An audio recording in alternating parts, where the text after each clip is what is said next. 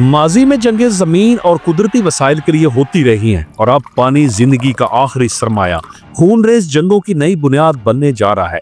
आने वाले दौर में बंदूकें पानी के चश्मों पर तान दी जाएंगी, बस्तियां पानी की एक एक बूंद को तरसेंगी और सुपर पावर्स पानी के कतरों पर एटमी धमकियां देंगे। ये कोई अफसाना नहीं, ये मुस्तकबिल का बदतरीन सच है। दुनिया तैयारी कर रही है पानी के लिए होने वाली पहली आलमी जंग की।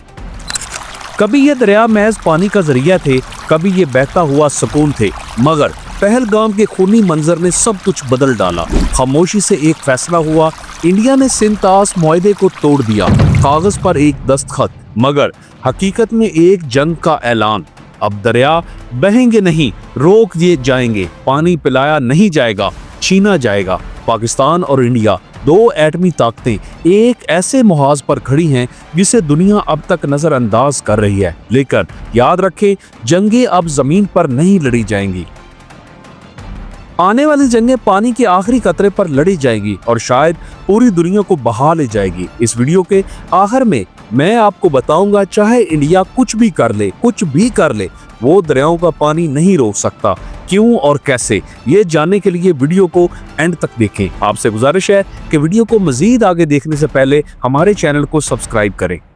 प्यारे दोस्तों, 1947 में बरसगीर की आज़ादी ने सिर्फ ज़मीन के नक्शे नहीं बदले थे, बल्कि दरियाओं के मुकद्दर भी बदल गए थे। पंजाब की सरजमीन, जो कभी दरियाओं को गहवारा थी, अब एक ऐसी रियासत का हिस्सा बन चुकी थी जिसके पानी का मरकज दुश्मन सरजमीन पर था। दरियाओं की रवानी अब सियासत की जंजीरों में जकड़ दी गई थी। पाकिस्तान की एग्रीकल्चर, इसकी इकोनॉमी, यहाँ तक कि इसकी सांसें भी इन दरियाओं पर डिपेंड थे, जो अब इंडिया की सरजमीन से निकल कर आते थे। एक चिंगारी भड़कने को थी, लेकिन वर्ल्ड बैंक की सालसी ने 1960 में सिंतास मुआहदे की शक्ल में एक वक्ती मरहम रख दिया और इस एग्रीमेंट के तहत 3 बड़े दरिया सिंध, झेलम और चनाब पाकिस्तान के सुपुर्द किए गए, जबकि रावी, ब्यास और सतलुज भारत के हवाले हुए। ये मुआहदा पानी की एक नाजुक रस्सी पर तवाज़न था, जिस पर दोनों मुमालिक अपनी दुश्मनी के बोझ के साथ चलने पर मजबूर थे।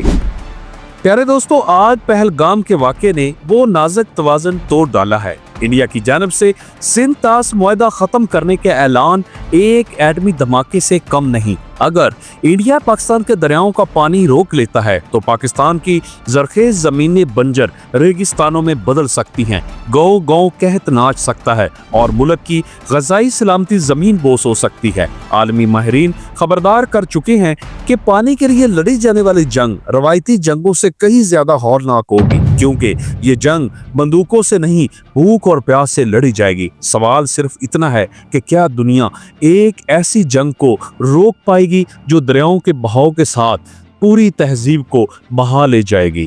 और कहानी हमेशा एक मुआहदे की रही, एक कागज के टुकड़े पर लिखी गई वो लकीर जिसने दरिया भी बांटे और दुश्मनी को भी काबू में रखा। 1965 का मैदानी जंग हो या 1971 की हौलनाक तकसीम, कारगिल की बर्फीली चोटियां हो या पुलवामा की गूंजती चीखें, हर बार गोलियां चली, तोपें धाड़ी, मगर पानी की लकीर ना टूटी। सिंतास मुआहदा एक खामोश मुहाफिज हर तूफान में डटा रहा, मगर आज पहली बार तारीख के सफ़ात पर एक खूनी दबा लग चुका है। पहलगाम के अलमिये के बाद भारत ने इस मुआहदे को तोड़ने का फैसला कर लिया है। ये सिर्फ एक मुआहदे का खात्मा नहीं, ये दरिया की मौत का ऐलान है। और जब दरिया मरते हैं तो तहजीबें सिसक सिसक कर दम तोड़ती हैं। आगे बढ़ती दुनिया शायद अभी नहीं जानती, ये बरसगीर की तारीख का सबसे खौफनाक मोड़ है, जहां पानी अब तलवार बनने जा रहा है।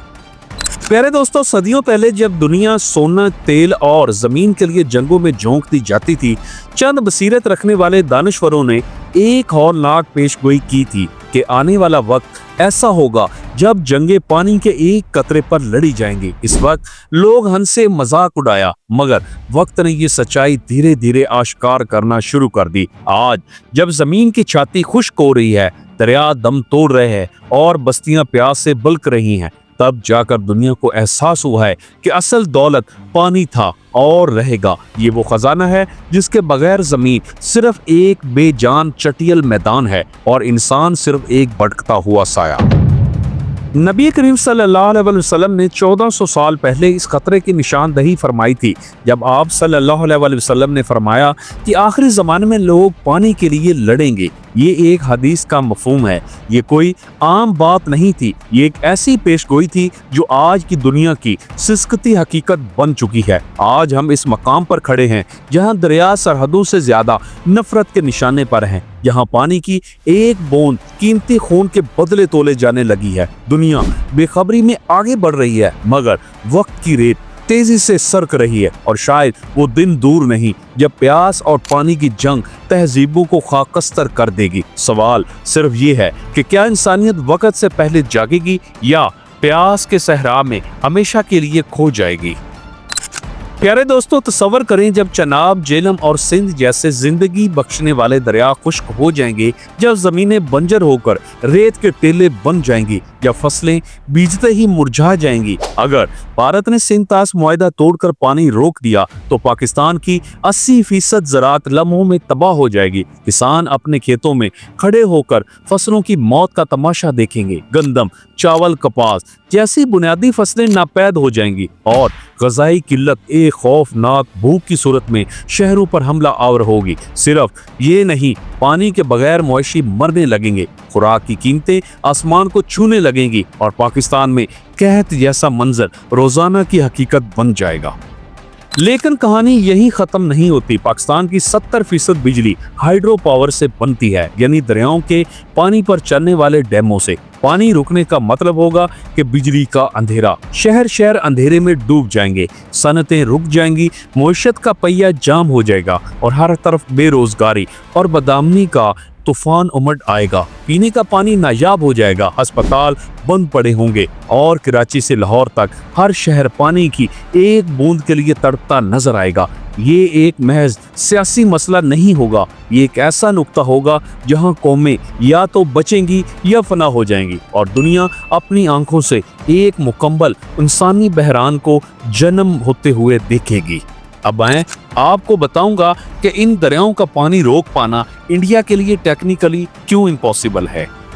प्यारे दोस्तों, भारत की जानिब से सिंध तास मुआहदा खत्म करने के मामले को पाकिस्तान के लिए नुकसानदेह करार दिया जा रहा है, लेकिन कोई भी राय कायम करने से पहले इस मामले को समझने की जरूरत है। सिंध तास मुआहदे की खिलाफ वर्जी में पाकिस्तान का पानी फौरन बंद करने के इम्कानात बहुत कम है। पाकिस्तान का पानी रोकने के लिए दरियाए चनाब, झेलम और सिंध पर डैम्स होने चाहिए, क्योंकि दरिया का पानी कोई नहर नलका नहीं है कि जिसे आप रोक दें। पाकिस्तान का पानी रोकने के लिए दरियाए झेलम, चनाब और सिंध पर डैम्स होने चाहिए, जो इस वक्त भारत के पास नहीं है, और डैम बनाने के लिए तकरीबन 25 अरब डॉलर और 15 साल चाहिए। दरिया सिंध चीन से भारत और फिर पाकिस्तान में बहता है। अगर भारत बैनुल अक़वामी मुआहदे की खिलाफ वर्जी जारी रखेगा तो चीन के लिए भी भारतीय पानी बंद करने का जवाब पैदा हो सकता है। भारत के लिए दरिया सिंध के रास्ते में डैम बनाना आसान नहीं। इस पहाड़ी रास्ते में बहुत ज्यादा ज़लज़ले आते हैं। क्या ये एक दो चलजलों से एक डैम टूटने से